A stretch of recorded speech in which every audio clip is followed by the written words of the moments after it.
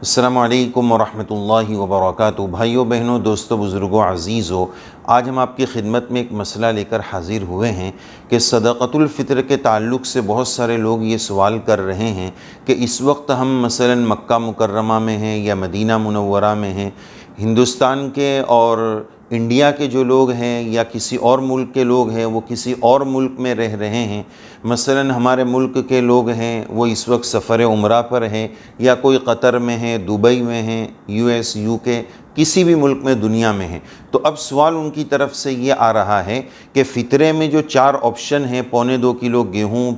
3.5 کلو جو، 3.5 کلو کھارے خشک کھجور اور 3.5 کلو کشمش، تو اس کا جو ریٹ نکالنا ہے وہ کس ملک کے اعتبار سے نکالنا ہے؟ ہم اصل تو انڈیا کے ہیں اور اس وقت ہم دبئی یا مکہ مکرمہ میں، تو کس ملک کے اعتبار سے ہم اس کی رقم کا اندازہ لگائیں؟ تو اس سلسلے میں مسئلہ کیا ہے؟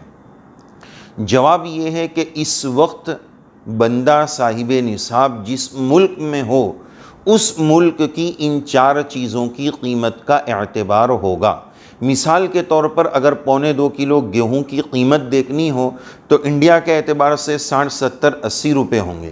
لیکن اگر وہ انڈین بندہ مکہ مکرمہ میں ہے تو اس 80 روپے کی قیمت کا اعتبار نہیں ہوگا، ان کو وہاں جا کر چیک کرنا ہوگا کہ ان 4 چیزوں کی قیمت مکہ مکرمہ میں، دبئی میں، قطر میں، جہاں وہ ہے، ان 4 چیزوں کی قیمت وہاں کیا ہے، اس قیمت کا ان کو اندازہ لگانا پڑے گا، اس قیمت کا اعتبار کر کے اپنا صدقہ فطر ادا کرنا پڑے گا۔ یہاں تک کہ ان کے ذمے میں جن لوگوں کا صدقہ فطر ادا کرنا ہے، مثال کے طور پر نابالغ بچوں کا، تو اگرچہ وہ نابالغ بچے ان کے ساتھ اس ملک میں نہیں ہیں، وہ انڈیا ہی میں ہیں، لیکن نکالنا ان کو اس ملک میں اپنے ساتھ ان بچوں کا بھی ہے، تو جن جن لوگوں کا ان کے ذمے میں صدقہ فطر نکالنا ہے ان سب کی اسی جگہ کی قیمت کا اعتبار ہوگا، انڈیا کی قیمت کا اعتبار اس صورت میں نہیں ہوگا۔ اس قیمت کا اندازہ لگا کر صحیح ترتیب کے ساتھ صحیح رقم معلوم کر کے صدقہ فطر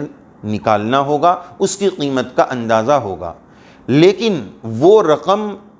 میں اختیار ہے، چاہے تو اسی مقام کے غریبوں میں وہ فطرہ بانٹ دیا جائے یا اتنی رقم جتنی بھی رقم بنتی ہے، اماؤنٹ بنتا ہے،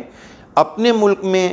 کہ غریبوں کے لیے اعلان کر دیا جائے، گھر والوں کو بتا دیا جائے، یا یہاں پر جو لوگ ہیں ان کو کہہ دیا جائے کہ اتنا ہمارا فطرہ بن رہا ہے، انڈیا کے غریبوں میں بانٹ دیا جائے، تو اس میں دونوں آپشن ہیں، لیکن ہم یہ کہیں گے کہ وہاں نیکی کا بھاؤ ظاہر ہے کہ زیادہ ہے اور اس وقت ہم ادھر ہی ہیں، تو ایسی صورت میں اپنی طرف سے، اپنے نابالغ بچوں کی طرف سے، فقیروں کے نفع کی رعایت میں وہاں کی قیمت کا اعتبار کرتے ہوئے وہاں کے غریبوں میں ہی تقسیم کر دیا جائے۔ اللہ عز و جل ہمیں مسائل کو سیکھنے، سمجھنے، عمل کرنے کی توفیق نصیب فرمائے، آمین۔